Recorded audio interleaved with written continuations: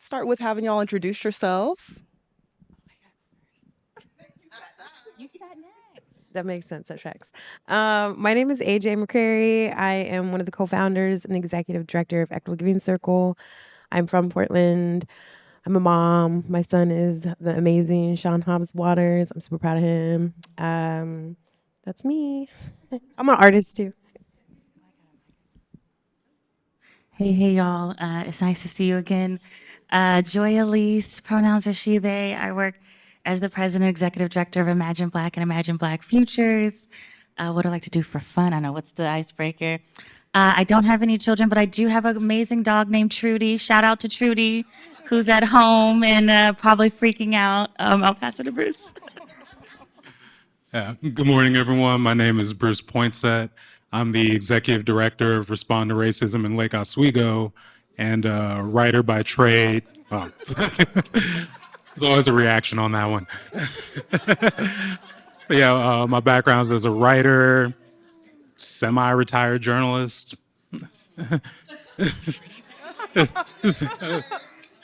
So, what else? Yeah, just happy to be here.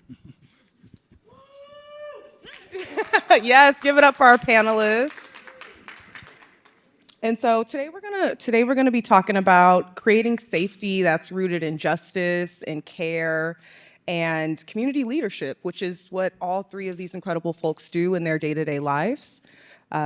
So the first question I have is, public safety is often defined through the lens of policing, law enforcement, and this conference and in your organizations, that's not the case. It's approached through community building, economic justice, community care, and advocacy. So I'd love to hear from you all. How do you define safety in your work? And what does a just and community-led model look like?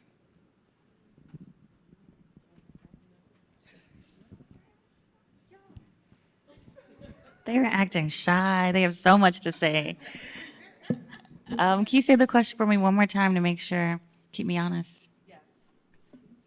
How do you define safety in your work, and what does a just and community-led model look like? Yeah. I said a little bit yesterday, but I do strongly believe that the safest and the healthiest communities have resources, have the most resources. And I see people power as a part of that resources, but I'm thinking about housing is feeling very important to me in this moment. I think that when we talk about public safety, we also need to talk about housing and making sure that folks have their needs met. I'm thinking quite a bit about healthcare. I'm thinking about the things folks need to do to survive in this country due to, the systems of oppression that we're fighting against and trying to survive. Sometimes leads folks into a path that some may deem, crime filled. I call it surviving and making it do what they can. So I'm thinking about all the things that they could be focusing on if they had their needs met. I'm thinking a lot about all the art that can be creative if folks are able to have their basic needs met. So I won't go into too much details, but for me, it's having a healthy community. It's having all the things. I don't see cops in that equation for me. I see more community-led accountability, very different than Neighborhood Watch. I'm not a fan of Neighborhood Watch, but I am a fan of knowing your neighbor. I'm a fan of folks taking care of you, looking out for you, checking you when you make mistakes. Maybe I'll share a quick story. When I was when I was a little girl, I was staying at my grandmother's house. And me and my siblings, there was a little hill where the parking was, and we would ride our bikes, and we were just going down this driveway into the street. We were hyped. We were doing some stuff. The neighbor across the street saw us literally riding into traffic. It was like a quiet street, but it was very unsafe. She called my grandmother up and snatched us up real quick. She was like, they should not be in the street. We were doing some foolish things, very unsafe. But I think about what would that look like if someone called the cops on us to tell us to not ride our bikes as 10, 12, and 14-year-olds. But what I really think about, and I didn't have enough sense in that moment, but she was caring for us. She was looking out for us. She was holding us accountable, and she was making sure that we were well. So that's what I'm thinking about in this moment. It's just how we relate to each other. Yeah. Well, I kind of reiterate a lot of those. Working in Lake Oswego, obviously it's a affluent community, so a lot of like basic needs are met coming into the room. But at the end of the day, how I define safety is still your needs are met, we have each other's backs, and collective care is part of the culture of the work we do. And again, working in a very affluent, hyper-individualistic community, it's that collective care part that really, oh, the we having each other's backs part too, but that collective care part that really becomes the challenge because people are very easy to say, well, I feel safe, I feel good, check. But then with the different communities I serve with this, I think the demographics that kind of drive our work with RTR are youth and seniors. And people come in with different needs, different experiences. So even on the public safety end, when we talk about, we do sort of a community meetings, public education events, and the question is, okay, what do we do about security at these? Our organization started in 2017, and in the olden days, we had plainclothes cops as kind of the security answer, but for some of us, particularly kind of like the under 45 crowd, that was just a no-go. But on the flip side, especially with like Gen Z crowd that we work with, the idea of like armed community security is also a no-go for them. So even in working with a lot of our students, what we've come to is like, okay, how can we institutionalize de-escalation? Not just more trainings, but also making sure people actually show up, because you can take the training, but then if no one's there, you've kind of lost the point. So even right now, we're having that kind of discussion because we're in this 2025 context, and we can make a decision, top down, but if you have these different aspects, these three different strains of the community, we have to make it together because, again, it has to be a collective decision. We have to have understanding and a trust in each other. So that's just an example of that for me. Yeah, so I just want to build on both of the things that Joe said. Anybody that knows my work knows that I am very big on getting resources out to the community, as we know that resources make communities safer, they make individuals and households safer. A lot of people don't know that DV goes down if the household has food access. And so like when I think about resources, those are some of the things that come into my mind of why it's really important. The way that in my work that we practice, like one of the ways that we highlight safety is by being consistent, because consistency allows us to build with people, to build relationships, for them to put their guard down, for us to be able to communicate or make referrals. And it actually builds community. If I only see you one time, it's hard for us to have a rapport. If I see you 10 times, we're gonna start to build a rapport. We might even start joking about stuff. We might, start having inside jokes because of whatever happened. So for me, it's definitely about resources, it's about communication, and it's really important to have consistency, because if we don't have consistency, we really can't build a container of safety. Yes, thank you for sharing that. Consistency is huge, especially in vulnerable communities. So many of us are used to being let down by the system that we stop expecting things from them. And Bruce, something you said about institutionalizing de-escalation. Everybody write that down. Institutionalizing de-escalation. I would love to hear you speak more about that, if you could. Yeah, so a lot of that, again, kind of came from our students, in particular, one who, like, we also, in days with more capacity, we used to do just like tabling at the LO Farmers Market. And in one particular incident, there was a guy who came, harassed the booth, and the person who ends up stepping up is a student, like just a 15-year-old, no formal training or anything, but just doing that de-escalation work.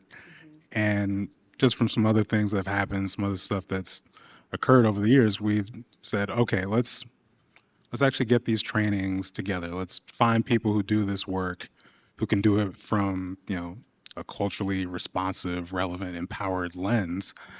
And let's just offer this to the community and keep offering it to the community. And again, it's just that translating it to showing up at events and, just being there and having that investment in people to make sure that, again, we keep each other safe. Maybe it's, there are some worries, of course, of like, okay, what if the worst happens? But it's the United States. It's guns are us. Like at any given moment, the unfortunate reality is, we live in the place where that's real. There's not much, you can actually do. So why don't we build in a culture of protecting each other, a culture where we protect each other in numbers, to where we overuse the word deterrent, but there is some aspect of that to it as well. Thank you for sharing more. My next question for you all is just around what are some of the pressing challenges that you all see? I know it's a big question, right? But maybe this is an opportunity to share a story about some of the ways in your organization you're working to collectively address one or two of those challenges that our community is facing.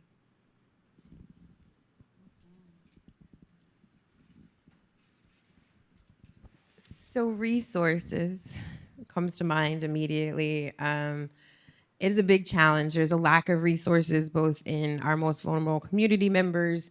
There is a lack of resource. It feels like the way that what was the middle class is experiencing, or what when you had a quote unquote good job, that money is not stretching in the same way. And we know that our institutions, whether it's a foundation, the elite, the 1%, or our government entities, are not investing in community in the same way. And so, which is really hard, especially when you're trying to move resources or address a lack of historical resources in a community. But the story I want to tell, the positive story, is that when we come together, major amazing things can happen. And historically, we know that movements have happened because people have come together. Particularly, I'm thinking about the Montgomery bus boycott. That came together because community members rallied together, pulled dollars together. Georgia Gilmore is one of my favorite icons from that time period. She made plates out of her kitchen and was selling them, got other women to sell plates, and they were using that money. It's called the money from nowhere. It just appeared. People were hungry. We had to move food. That's just what we do. And that is a way that the community rallied to bring things together to make something happen. And not anybody in that community had $1,000 or $1 million or $1 billion, and there was no foundation or Prosper Portland with their Reimagine Oregon, whatever. There were none of those things, right? It was the community that rallied and came together. And how that influences my work and the work that I move on a day-to-day is EGC is majority funded by the community. We have 597 reoccurring monthly donors. That average donor gives about $40 a month. And this has allowed us to be consistent in our work. We have not missed a single week of food. We have not missed a single market. We have not missed a single annual event. We have not, and these events are massive. We push out $100,000 worth of items, practical things, gifts, toys, clothing, coats, lotions and potions and fun stuff too at our holiday extravaganza. It's a major event. It helps like 500 families. Weekly, we feed 400 families a week.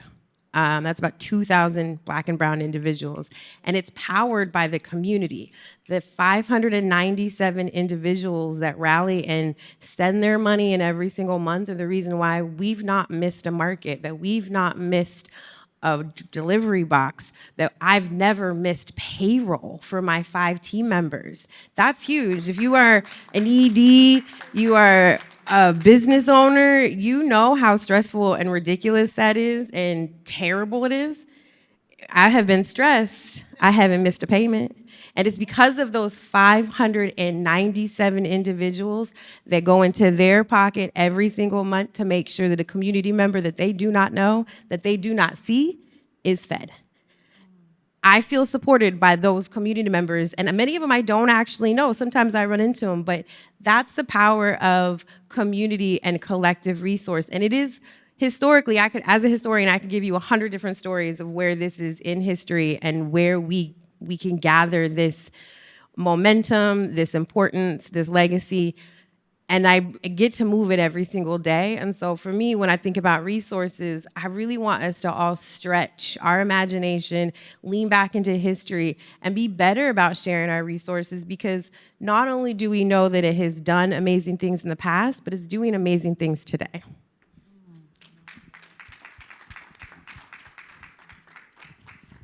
I'm like, how can I follow that? I'm just like, tell me more. So the work at Imagine Black that we do is a lot of community organizing and policy work, and holding government and elected officials accountable. The thing that's coming to mind is last year when we, alongside a lot of different organizations, tried to make sure that we were not recriminalizing folks who do drugs. A couple years ago, they decided to decrim quite a lot of drugs, and recognizing the amount of money we were spending policing them, putting people in prison and jails where they weren't getting the care that they deserved. Most of the time, you jail them for the night, and then you put them back on the street because there's no space. There's no place of care. So we worked really hard alongside partners last legislative session in Salem to make sure that we weren't going to recriminalize folks who are who are in crisis. A lot of these folks are folks who are dealing with addiction, and I don't know if you have folks in your family that are dealing with addiction. It hits us all. There's no income class that is immune from it, but some folks get the care that they need because they have the most resources to get the support, and others can't. And our office is in Old Town Portland, and we get to see very daily what it looks like when you don't actually care about folks, and instead you criminalize them or you sweep them into spaces where they lose. Gosh, folks are losing their items, they're losing their birth certificates, their family photos, things are getting thrown away, their medical equipment that they need to navigate. And I think there's a myth that the folks downtown, and there folks are struggling everywhere, but I'm focusing on Old Town, that they're mostly just white folks. I'm telling you, there are Black people. Most of the people I see are Black down in that space. Folks who need help, who need support, who are lovely folks that we can talk to and laugh with. And also, I know they're fighting for their lives. So I'm really grateful to our movement building team. They were down in Salem almost every day pushing these legislators to think about the impact of what it would look like and the cost associated. This old bill that passed years ago, what it did is it diverted the funds that were normally going to go to policing into addiction services. So the many different nonprofits who are holding the line, supporting folks, making sure that they're being taken care of, were getting this funding. There's some things that happened. I don't think they moved the money quick enough, and they also didn't allow for those nonprofits to actually get case studies and be able to report on the great work that they were doing. So they were like, "This isn't working. We're just going to switch and go back to policing." And I was like, "Y'all, that makes no sense." I also want to throw out that a lot of the folks who end up getting thrown into jail systems, even at the counties, a lot of them don't make it past the night. They need to go to a hospital.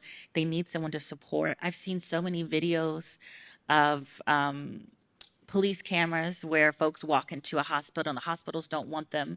The police, like, we don't know what to do, so they just drop them off somewhere. And a lot of the times they don't make it even to the next location. So like we are in a crisis of care in this moment. And when we think about public safety, I think about diverting resources from the spaces that are harming us into the spaces that we need for care. So we're trying to do our work to push that, to push policy, to hold folks accountable and get the money into the hands of the folks who need it and know what to do. It's hard work, and it's hard looking at a legislator and them telling you that they don't care about us. If I'm quite honest, that's why I'm excited about this space here where we can demand more together. We pushed them to do this racial impact study to say who's going to be impacted most by recriminalizing. And of course, they found that Black people are going to be impacted most. And then they went on stage and said it's good for Oregonians. I was like, but I'm an Oregonian. Like, we are Oregonians. If it's not good for us, it's not good. So we're trying to move money. We're trying to move money into the hands of the folks who know what to do with it and not in the spaces that are causing harm.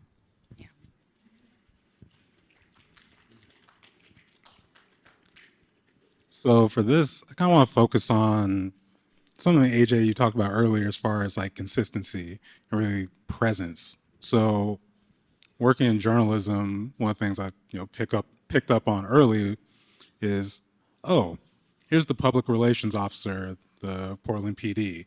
This person is readily accessible. And what does that mean? When you're going for quotes, when you're shaping a story, you have a person who's paid there to shape that narrative. But what about the flip side? How readily accessible are people just in general, never mind when once you try and wade through people's rightful skepticism of media. But like I said, it does shape the story.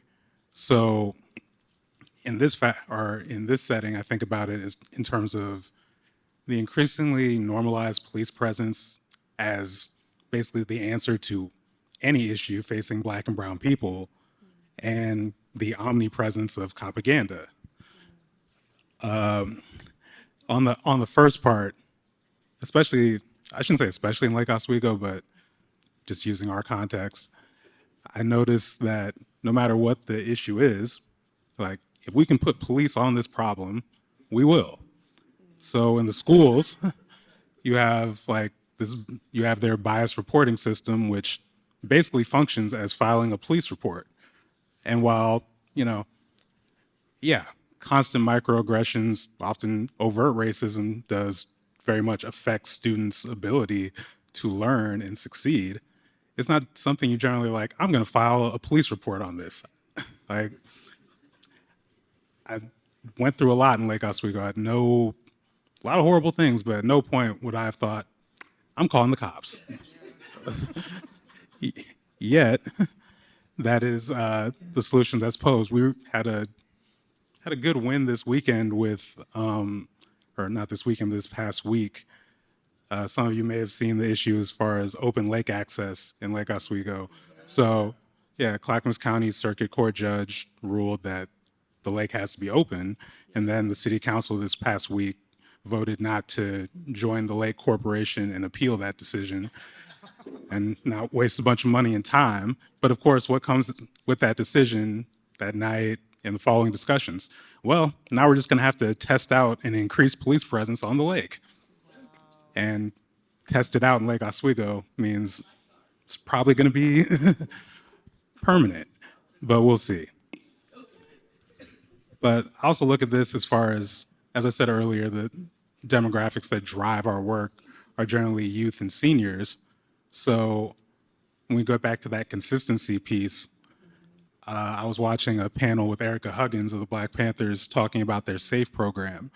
And now I'm forgetting what the acronym stands for, but basically like it's working with elders, supporting elders. If you need someone just to walk you home, doing these little things. Unfortunately, in LO, I notice a lot of police presence on these things. Like there's some stuff if it's, general like phishing scams and stuff like that, but also if you're talking about presence at neighborhood association meetings, going to the retiree coffee meetups and building those relationships, having that pipeline just to, be in people's lives, both in ways that are benign, but also as a way to surveil, as a way to push basically that perspective. And you couple that with local news and just like this increasing fear mongering that you see, especially whether it's the immigrants are coming, we need more cops. Houseless people, we need more cops. Protesters, we need more cops. Portland's on fire. The defund the police radicals are destroying the city. We need more cops. Whatever it is, if it's on K2, aka Sinclair News, but the other local stations are not much better, to be clear. But you think about like that presence between the in-person part, but then also these media narratives on a loop. That's occupying a lot of time. That's creating a reality and a narrative that you're then forced to counter. And we want to be, in our loved ones' lives as much as we can, but we can't be the superheroes that we might need to be to counter that amount of presence. So the answer comes back to systems. It comes back to bringing people to programs like these. It comes to being intentional, at least for us, about being very intergenerational in our organizing. There's a lot of harm you have to work through between these generations, to be clear. But also, if we're not in the space together doing this work together, then yeah, we're going to keep getting the same results. Thank you all for your thoughtful and insightful answers. This is our last question, and we've talked about just the long-term commitment and consistency required to reshape and ultimately create a new justice system and our safety system. And I'd love to hear, what advice or recommendations would you all share for individuals, organizations, and maybe even policymakers on how to ensure that these shifts are lasting?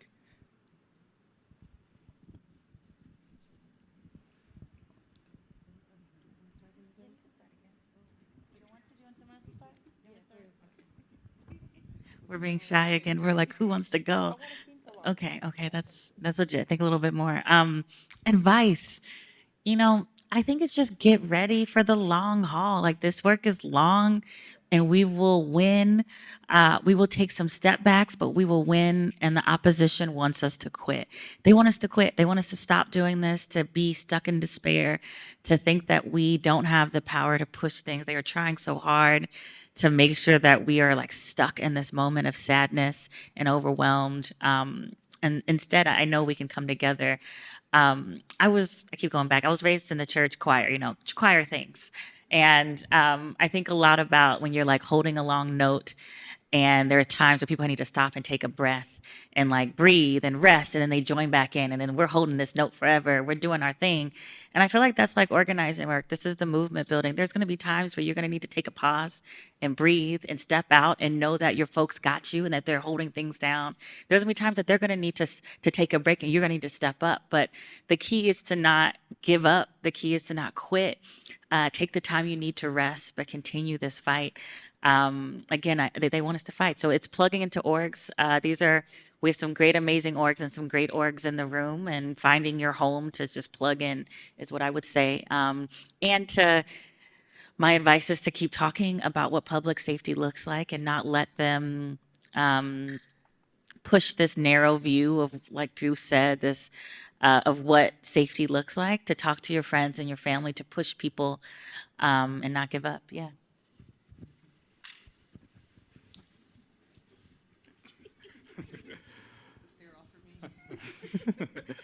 I think a couple things that come to mind for this. One is it's another journalism lesson, which is that there's no substitutes or shortcuts for building relationships, meeting people where they're at, earning trust, and it takes time. It's bumpy. It's up and down, but that's ultimately what sustains this work. When, like, I don't know, I just did an essay on reflecting on 2020, and we think about like these numbers and everything. We think about when things are in vogue, but when it's not the popular thing, when it's not an opportunity to join the winning team, when it gets really messy, it's those relationships and those trusts that help you actually work through these things. And the second thing would just be finding and or creating space where people can feel safe, both in the location itself, but then also, again, that collective ethic of care practiced in that space. And then also where people can dream. Like, that's something I've really been inspired by with Imagine Black. Not to, just plug the event and the host, but really, like, I take a lot of that into this work and a lot of that inspiration, because we don't always, there's a lot of pressure to, come into the room with a ready, set, organized solution. And that's not how it works. If you're doing this in community, you got to wrestle with each other and, actually make strong, effective organizing plans and strategies and campaigns. And that takes time and that takes space, not just to come in there and work, but again, come in there to build relationships, come to dream together and say, this is what we're shooting for. Now, how do we get there? And yeah, so just investing in that, whether it's the funding, whether it's prioritizing roles, staffing, hopefully, to handle these things, even strategic partnerships, again, when it comes to finding those spaces, not where you're like, I'm here, there's always going to be a compromise, but the less you have to feel like you're in a space where this actually isn't safe for me, but I'm trying to sell safety to everyone here, the better. Ooh, yeah.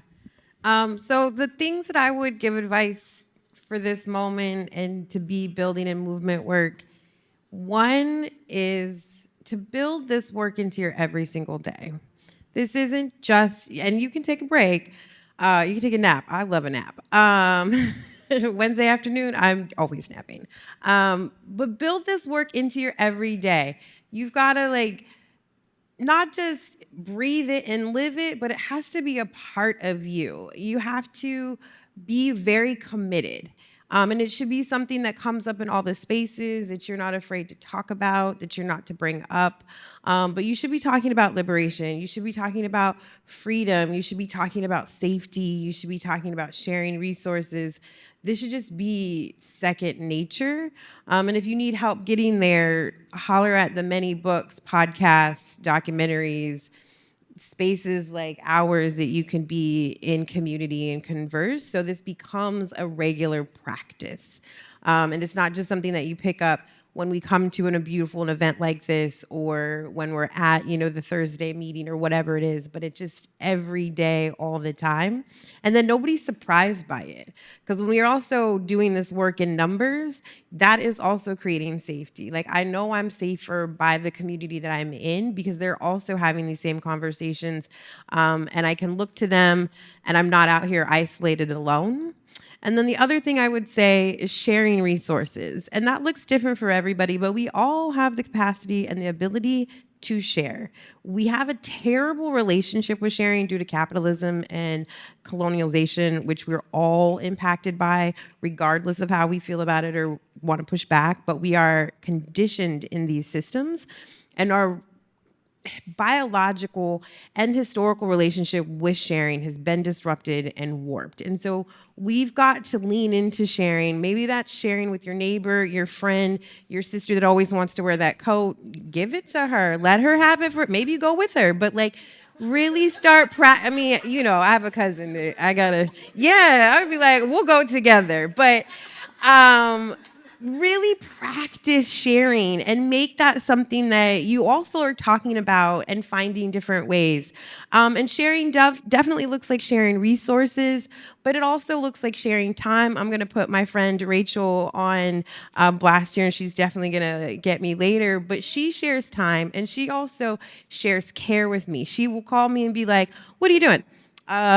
Just sitting with my dog. Hey, let's go get lunch. Let's go do this. And it is really it's even changed my way of sharing. I can share my afternoon or be disrupted and then be nourished, right? So sharing looks like so many things. And I encourage you to regularly think about how you're sharing, write it down, talk about it, and find different ways that you can share. Because as we go through whatever we're about to go through, we know that our ancestors, our parents, our grandparents have went through many terrible things worse. They know how to share. Ask them. But then start really getting sharing into your day-to-day existence, because you will feel better. Your biology will feel better. You will also be more connected to each other, and this is how we weather this storm. Thank you. Let's give it up one more time for our panelists.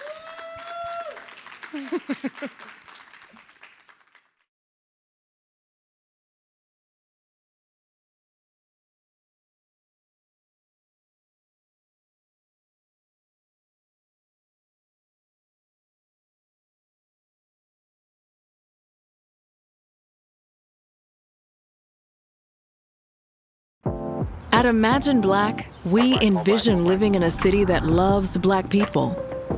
We imagine a world where every Black person has the rights, resources, and recognition to be part of a thriving, resilient, and connected community. We are freedom dreamers.